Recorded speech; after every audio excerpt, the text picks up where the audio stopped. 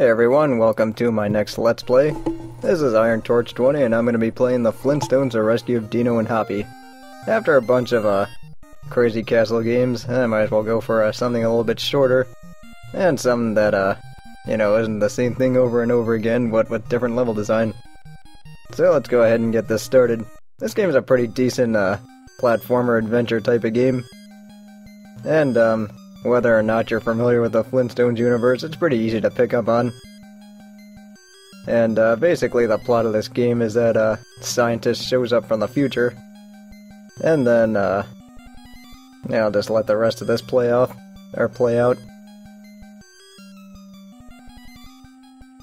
No, I don't really understand why I chose to go with this music at the beginning, but I mean, it's just something that most Tato games don't really do.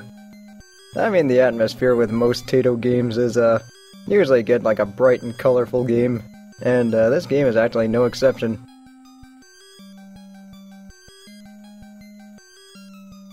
So all we got is some more plot, and now he decides to blast Kazoo's time machine. So what we have to do in this game is put together the time machine, and make sure we go back to the future and rescue our pets.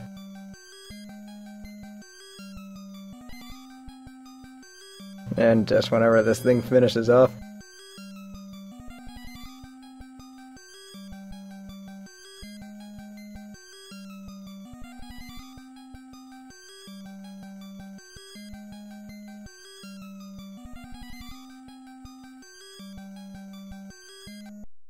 Alright, well either way, the atmosphere, as I've mentioned before, is bright and colorful like most Tato games. You play as Fred, you can use your club to attack.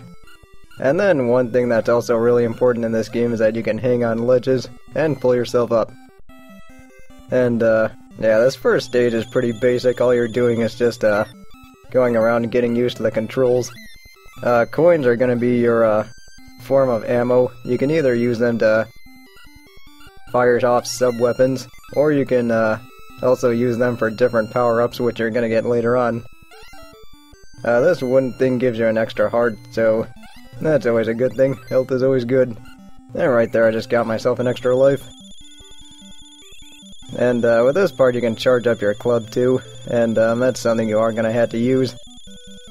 And also, these birds can knock you into pits, so just make sure you be careful about that. And yeah, basically with this intro stage, it's really easy to deal with the enemies. It's also pretty easy to get used to everything. One thing you do have to get used to is that when you stop, Fred slides a little bit. So that's just something to keep an eye on if you decide to play this game. I mean, this game is kind of obscure, but at the same time it's also pretty well done, or pretty well put together. I mean, it's hardly a masterpiece, but it's still a pretty quality NES game. And yeah, that's something you do have to watch out for, is knockback. That's something that can be an issue down the road. So let's just make this jump. The platforming in this first part's pretty basic, and well, except for this is actually the first tricky jump in the game. So just take my time here. And that's something you are gonna have to do, is grab onto ledges. And fortunately, the collision detection is pretty generous with the ledges. If you're even close to it, it'll count as you being able to grab it. And what I'm getting here is a stone axe, and that's going to be our first sub-weapon in the game. And the sub-weapons work pretty much the same way as they do in Castlevania. You hold up and use the attack button, and we'll be able to test it out on our first boss. This is just a dragon. Just make sure you keep safe distance from it and then fire. And they do use up 3 coins, or the axes use up 3 coins. Different weapons use up more. But in this game, since there are a lot of enemies, you really don't have to worry about being starved for coins at any point. So let's just get this over with. So that was the first stage, pretty easy. And here's the first part for the time machine. One thing you do have to, if I am jumping a lot, it's because you move a lot slower whenever you're charging up, so I'm just going to be jumping a lot more in this game.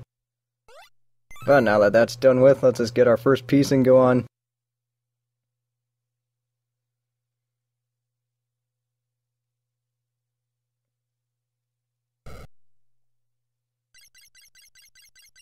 And you get to see the science of Kazoo's time machine, just in case you're interested in that kind of thing. Here's the map screen. The map is pretty easy to navigate through, and you know where you are in Bedrock and whatnot. These different stages, they give you a nice little preview as to what the basic theme of the stage is. So I think that was something they did pretty well. And these doors here are going to be something that you can use to get different power-ups, as I mentioned earlier. So I'll just go ahead and show off one of those. And this is going to be a basketball minigame. You can, or you just play your opponent for a minute. And he is actually telling the truth, because these power-ups are going to be very useful for the game. Alright, as we go on. Anyway, the controls here are pretty basic. You just use A to jump and then B to shoot. And then you can also bump your opponent and steal the ball that way, since they don't have referees in Bedrock.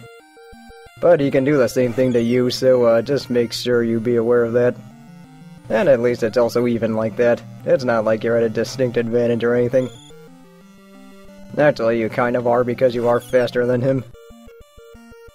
And whenever he does bump you, you end up getting stunned, so that's just something to keep an eye out for. And that's just me not being able to get out of the corner. So let's just get those points back. And you do have to time it right too, because the pelicans do open and close their mouths at certain times, and it's pretty easy to get stuffed by the pelican. Anyway, since there's about 20 seconds left, I might as well just go here and go into clock killing mode here.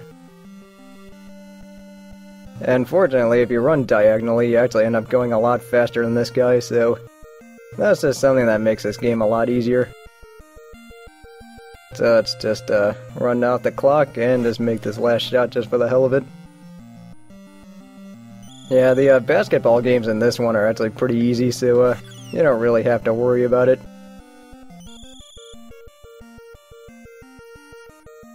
And what he gives us is the high jump, and you are going to be using that just for make the platforming a little bit easier.